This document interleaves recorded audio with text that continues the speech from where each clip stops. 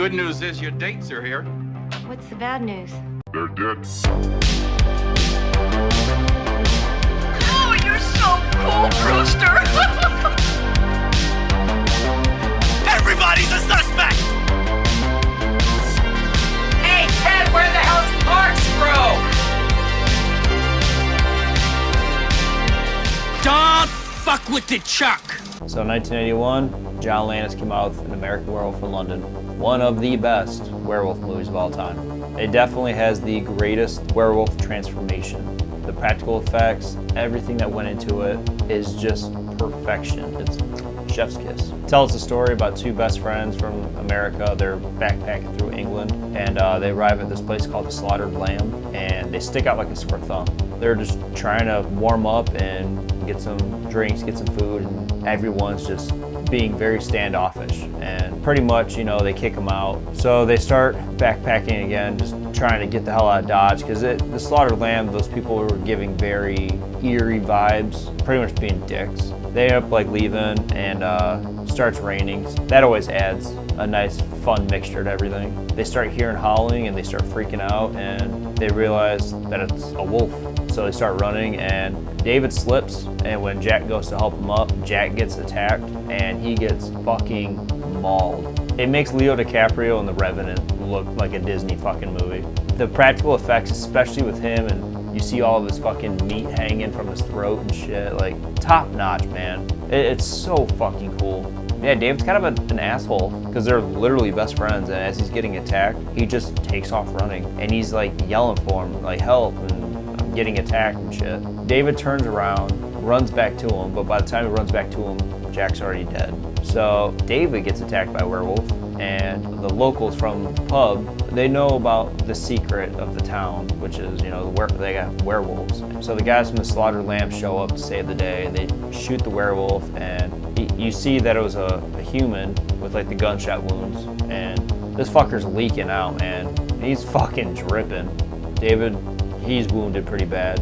Wakes up in the hospital 3 weeks later, and he meets Nurse Price. You know, you can tell she's got like a little thing for him. She's kind of flirty, but Dr. Hirsch shows up, and I swear I've fucking seen this dude before. I don't know where, but I've seen this dude before, and it's fucking driving me nuts. He's kind of like a very stern, you know, doctor.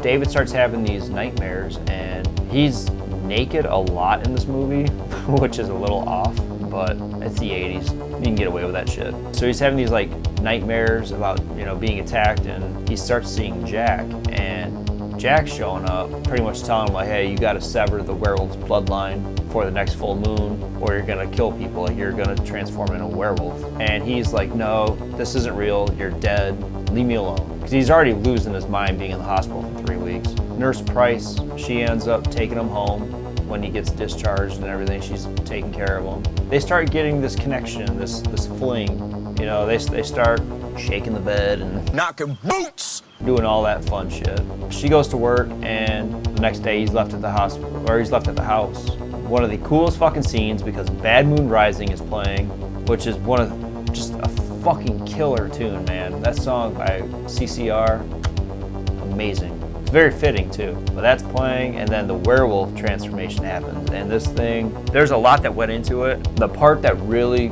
makes me cringe is when you start seeing his spine like pop up. Just how much pain he felt, and the way he just acted it all out. It was just so fucking good. It was so cool. But you know, he goes on a killing spree. It's his first night transforming, and you know, he kills a couple hobos. He kills a couple that come back from a date night. And he kills a dude in the subway, and then he wakes up naked once again in the zoo.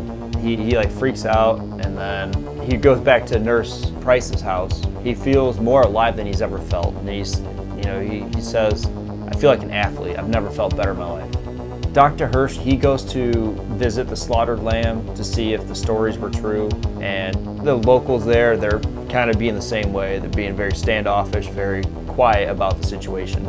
You know, Dr. Hirsch, he kind of connects the dots, but he calls Nurse Price and was like, hey, I need you to get David here, and I want him in my care. So bring him to the hospital. So they're on their way to the hospital, and David, you know, he's talking to the taxi driver, and he tells him like, hey, have you heard the news about all over all over town about the murders and it triggering David, like he's starting to remember. He runs up to like a constable or something like that, or Scotland Yard or something. He just tells him like, you need to take me to jail. And when the cop's like, no, just go home. He starts freaking out, swearing left and right. Queen Elizabeth is a man! Prince Charles is a faggot! Winston Churchill is full of shit! Shakespeare's French! Fuck! Shit!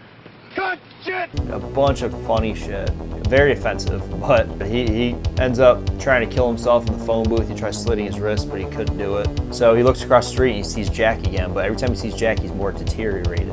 Since the werewolf killed him, they now walk in limbo until the werewolf's bloodline is severed, and he keeps trying to tell David, like, you need to kill yourself before you hurt more people. So they go to like this porno theater, I guess.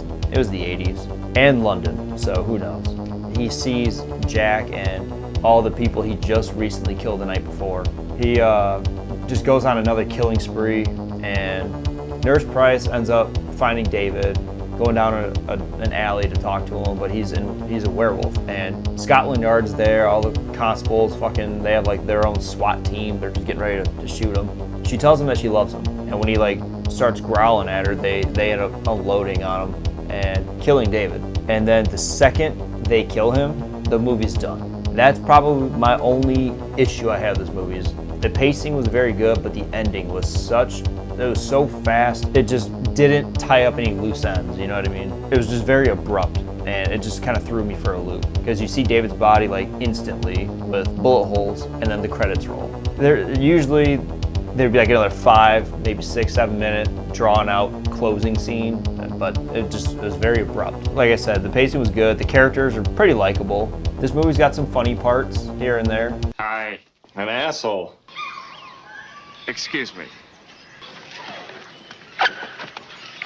But overall, as a werewolf movie, it's very hard to top that. I mean, the kills are good. There's not a lot of gore in it, as much as I personally would like. You know, obviously there's some blood in there. My favorite kill, personally, is when he's biting on the dude from Scotland Yard's throat. He clamps down hard enough and you see his head fucking like roll across the street and shit. The VHS rewind moment, are you ready? The transformation scene. Have that shit on a loop, man. That is fucking awesome. And it still holds up, and it's still better than anything I've fucking seen today. That transformation scene, god damn, that was a work of art. This is my American Werewolf in London movie review. Don't forget to like, subscribe. Until then, I'll see you later.